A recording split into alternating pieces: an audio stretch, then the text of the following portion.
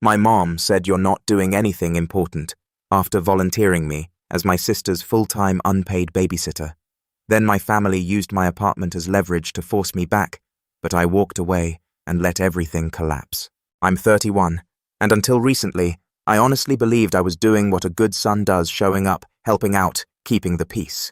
That belief lasted right up until the day my mom decided, without asking me, that I was now the permanent solution to my sister's childcare problems. Not helping, not filling in permanent. And she said it with this smile that told me she'd already made up her mind. It started small, which is probably why I didn't push back hard enough at first. A Tuesday afternoon call from my mom while I was in the middle of answering emails for my remote job. She didn't even ask how I was. She just said, "Your sister's overwhelmed. I told her you'd take the kids after school this week." I remember pausing, staring at my laptop, waiting for the rest of the sentence. Some explanation, some discussion, something that implied I had a choice. Nothing came. When I said I had work, she laughed. Actually laughed and said, "You're at home anyway. It's not like you're doing anything important." That should have been the first red flag, but I swallowed it. I always do. I've always been the flexible one in the family, the one without real commitments in their eyes. I don't have kids. I'm not married. I don't own a house yet. So somehow that translated over the years into me being endlessly available. I told myself it was just for a few days. Temporary. That was the word my mom kept using like a soothing lullaby. Just temporary. George, your sister just needs help getting back on her feet. My sister Lena is 2 years older than me and has 3 kids under 10. She also has a long history of things just happening to her.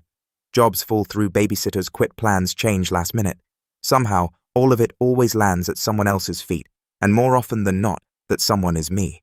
When I showed up that first afternoon, her kids ran past me like a small herd. Shoes, half on backpacks, open crumbs already falling onto the floor. Lena barely looked up from her phone. She said, "They've already eaten. Homework's in their bags.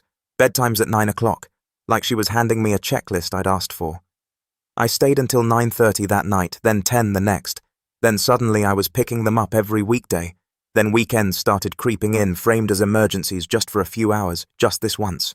I rearranged my work schedule, skipped social plans, started waking up earlier to make up for lost time. Every time I hinted that this was becoming a lot, my mom stepped in fast, cutting me off before I could finish a sentence. Families help each other, she'd say, sharp and final, and you don't have real responsibilities yet, so this is how you contribute. That line hit harder than I expected. I remember standing in my mom's kitchen when she said it, the kids arguing loudly in the living room, the smell of reheated food hanging in the air. You don't have real responsibilities. She said it like it was a fact, not an opinion. Like my job, my time, my life existed in some lower category that could be rearranged whenever it was convenient. I tried to explain that working from home didn't mean I was free all day. She waved her hand at me. "You sit at a computer. Your sister is raising children. That's real life." From that point on, the tone shifted. It wasn't gratitude anymore. It was expectation. If I showed up 5 minutes late, Lena would sigh loudly and say she was already late for something. If I said I couldn't stay past a certain time, my mom would step in later with a disappointed call about how stressed Lena was and how I'd let everyone down. No one asked if I was tired. No one asked how my work was going. It was like I'd been quietly reassigned a role, and everyone else had agreed without me. What really got to me wasn't even the babysitting itself. It was the way it erased me. Conversations stopped including me unless they were about logistics. Family dinners turned into planning meetings about who needed help next week. If I mentioned anything about my own plans, the room would go quiet for a second before my mom redirected the conversation back to the kids. I started feeling like a background character in my own family. Useful but interchangeable. The first time I said no outright, it was a Sunday evening. Lena texted asking if I could take the kids the next morning because her regular sitter fell through. I stared at my phone for a long time before typing back that I couldn't. I had an important meeting. I hit send and immediately felt that familiar twist of guilt, like I'd just done something wrong. The response came 10 minutes later, not from Lena, but from my mom. "I don't understand why you're being difficult. This is just temporary. Don't make this harder than it needs to be." That was when something in me shifted. Not snapped, shifted quietly. I realized temporary had no end date. I realized my boundaries were invisible to them because they'd never needed to see them before. I started paying attention after that. The way plans were made without me, the way my time was spoken about like a shared resource, the way my mom would praise Lena for holding it together while ignoring the fact that I was the one making that possible. So I stopped arguing, I stopped explaining, I stopped trying to be understood. I just stopped showing up. No announcement, no confrontation. On Monday, I didn't go. I stayed home and worked. On Tuesday, I didn't answer my phone. On Wednesday, I went out for a long walk during the hours I'd usually be watching the kids. Each day, I waited for someone to ask me what was going on. No one did it first. Then the messages started coming in. Confused at first, then irritated, then anxious. Lena's texts got shorter. My mom's calls got more frequent. By Friday, my phone was lighting up non-stop. Missed calls, voicemails, group messages where my name was mentioned over and over, like I'd vanished into thin air. I listened to one voicemail from my late that night. Her voice was tight controlled the way it gets when she's trying not to sound upset. She said, "We need to talk. This isn't okay. Your sister is in a bind and we don't understand why you're doing this." I sat there in the dark, phone in my hand, heart beating faster than it had all week. For the first time, it wasn't me panicking. It was them. And as I stared at the screen watching another call come in that I didn't answer, I realized this wasn't just about babysitting anymore. Something bigger was about to surface.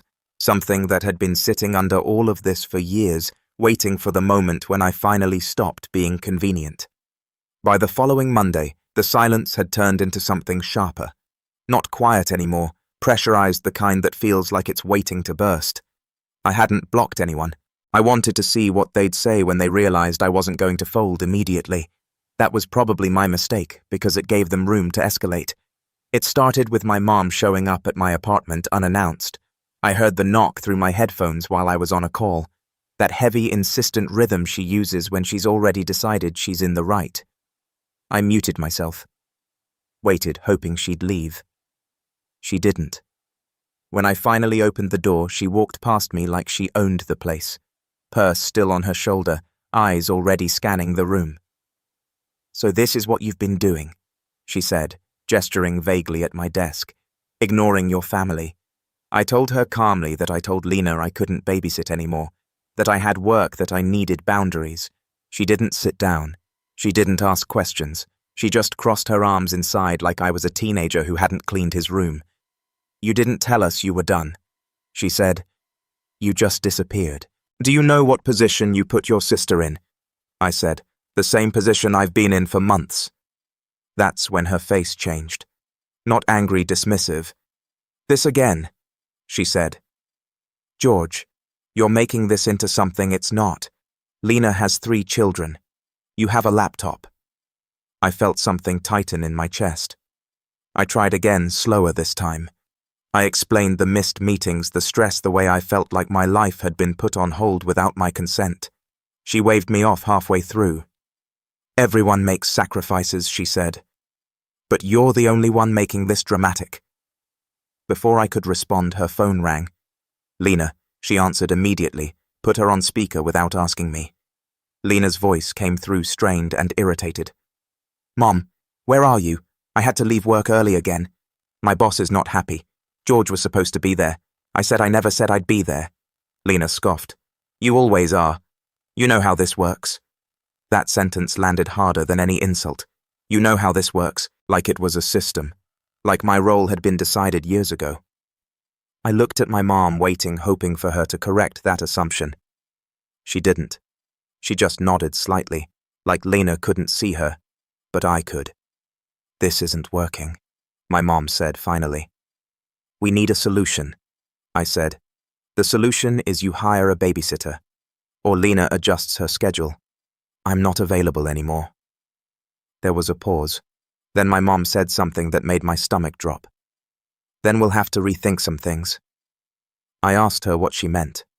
She didn't answer right away. She just pursed her lips like she was choosing her words carefully. "Your father and I have been helping you out," she said. "More than you realize." That was new, helping me how I asked. She glanced around my apartment again. "Your rent," she said.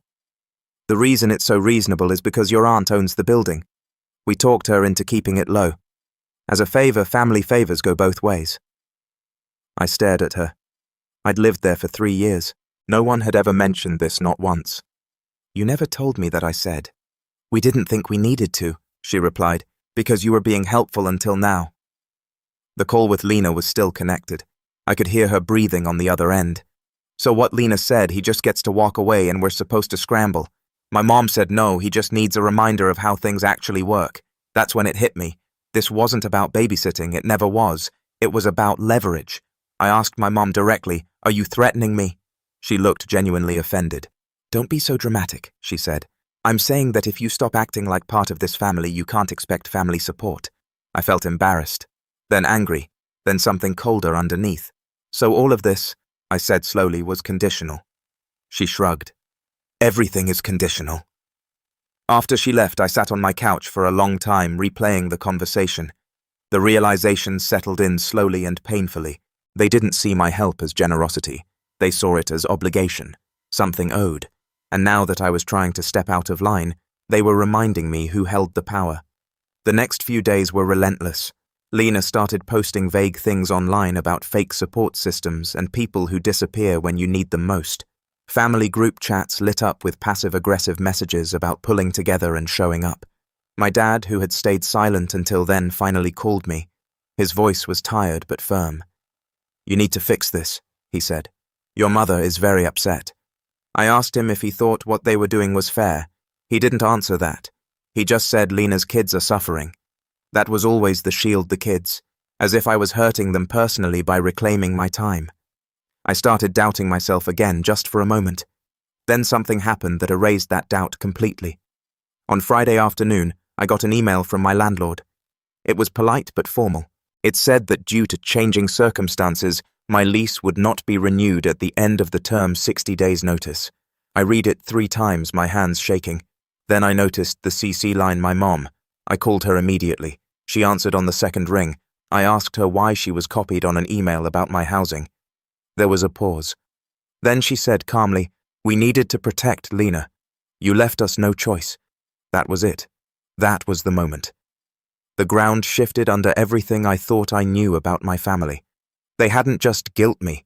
They hadn't just dismissed me. They had gone behind my back and pulled a lever they knew would hurt me. All because I stopped being useful. I hung up without another word. I sat there staring at the email, my heart racing, a strange mix of betrayal and clarity washing over me. This wasn't an argument anymore. This was a line crossed. And as I sat in that quiet apartment surrounded by boxes I hadn't packed yet, one thought kept repeating in my head, steady and unmistakable. The first thing I felt after the anger faded wasn't resolve or determination. It was exhaustion, the kind that sinks into your bones and makes even simple decisions feel heavy. I wish I could say I immediately sprang into action, that I saw the betrayal clearly and turned it into fuel right away. I didn't. I shut down for a while.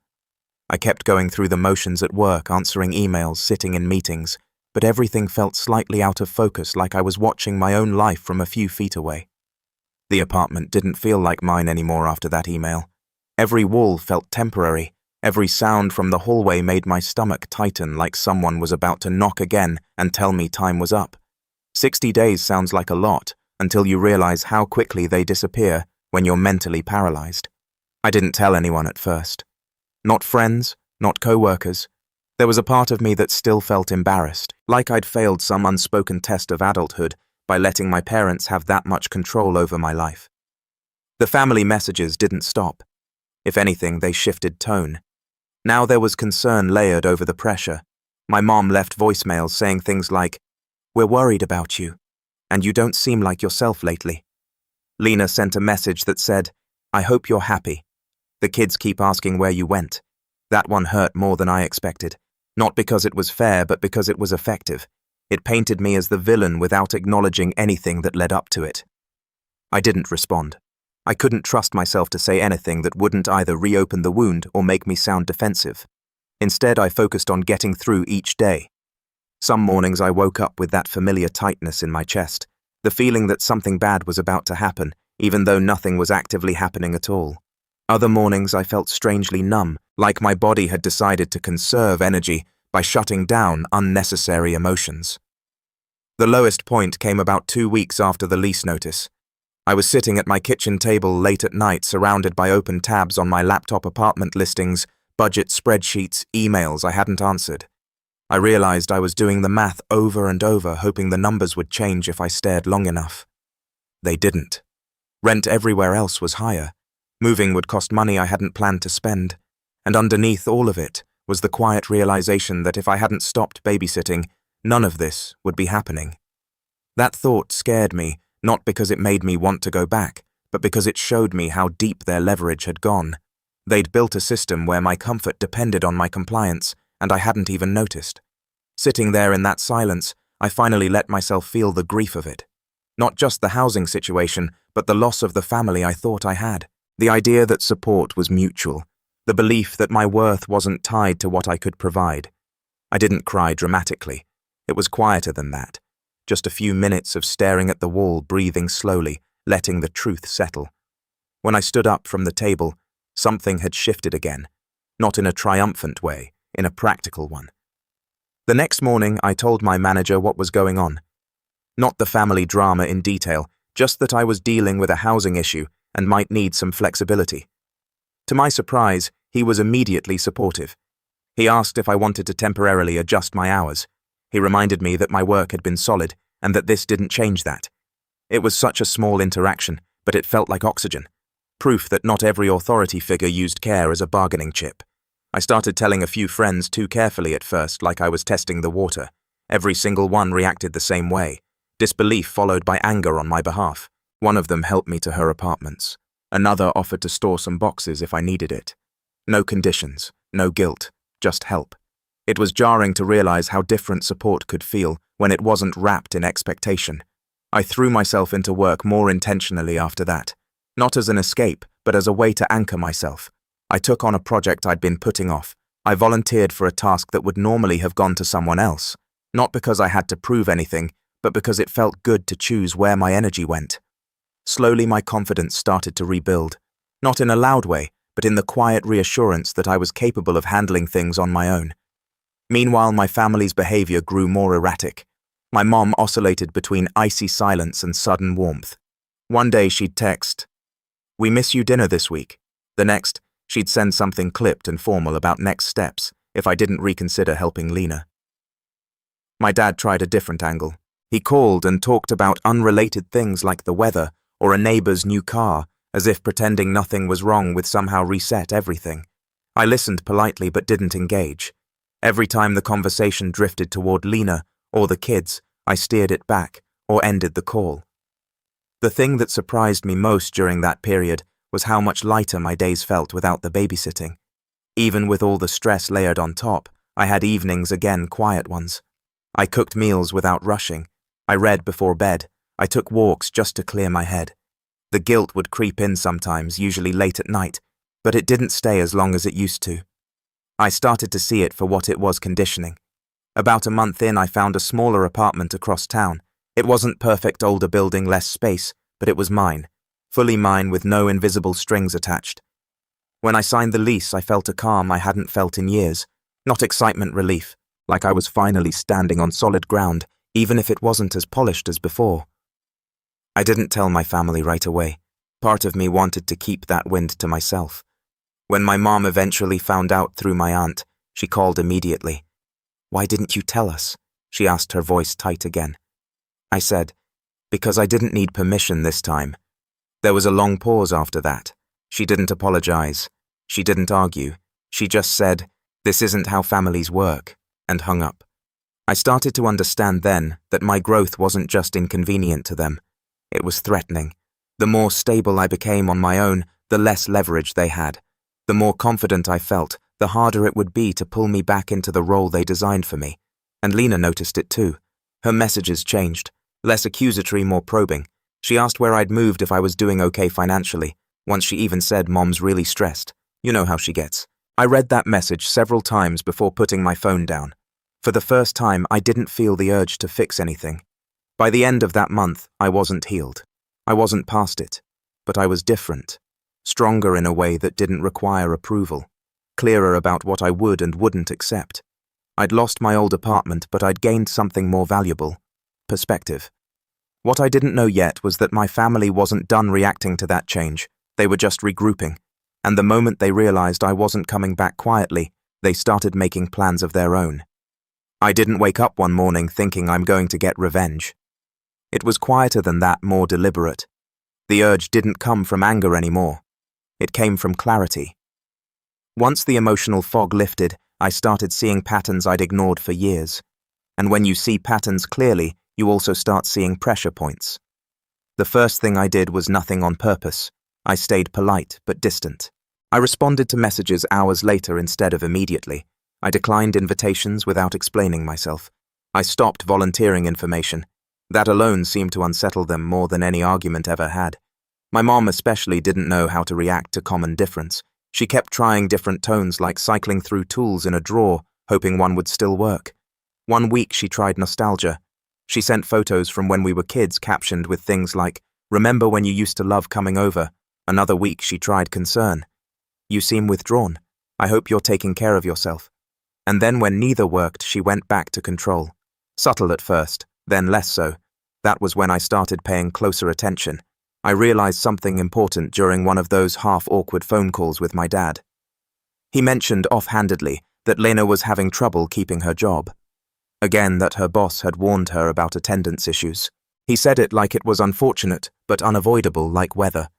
I asked a few neutral questions, nothing suspicious. How long had this been going on? What kind of schedule did she have now? He answered without thinking too much about it. After we hung up, I sat there staring at the wall, connecting dots. The babysitting wasn't just convenient for them, it was essential. They'd built their entire routine around my availability. Without me, things didn't just get harder, they started falling apart. I didn't feel smug about that.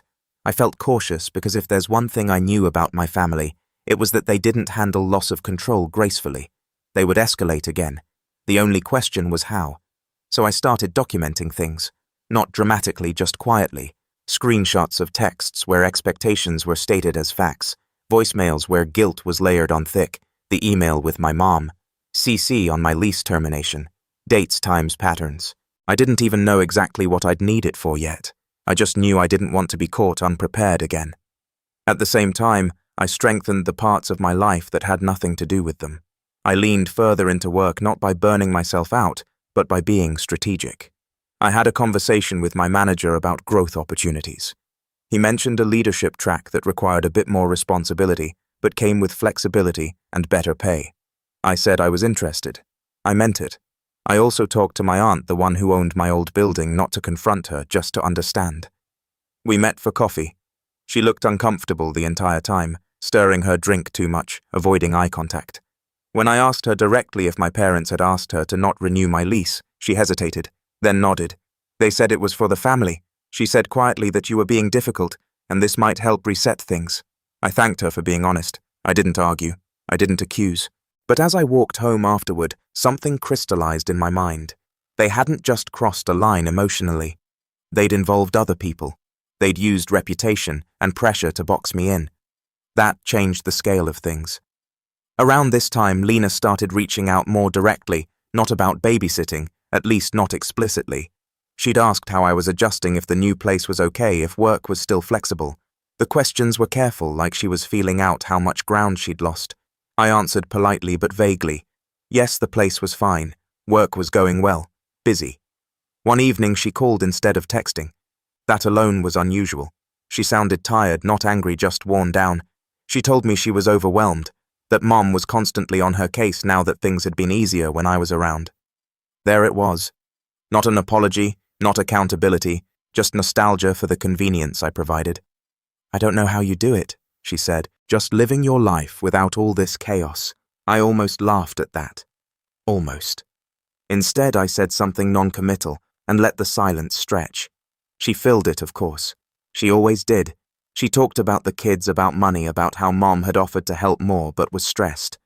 Every sentence was a hook cast in my direction. After the call, I didn't feel tempted. I felt informed. The opportunity presented itself sooner than I expected. My mom invited me to a family dinner, framed as a peace offering. "No pressure," she said.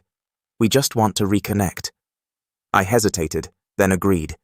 Not because I wanted reconciliation, but because I wanted to observe them in their natural environment now that I wasn't playing my old role.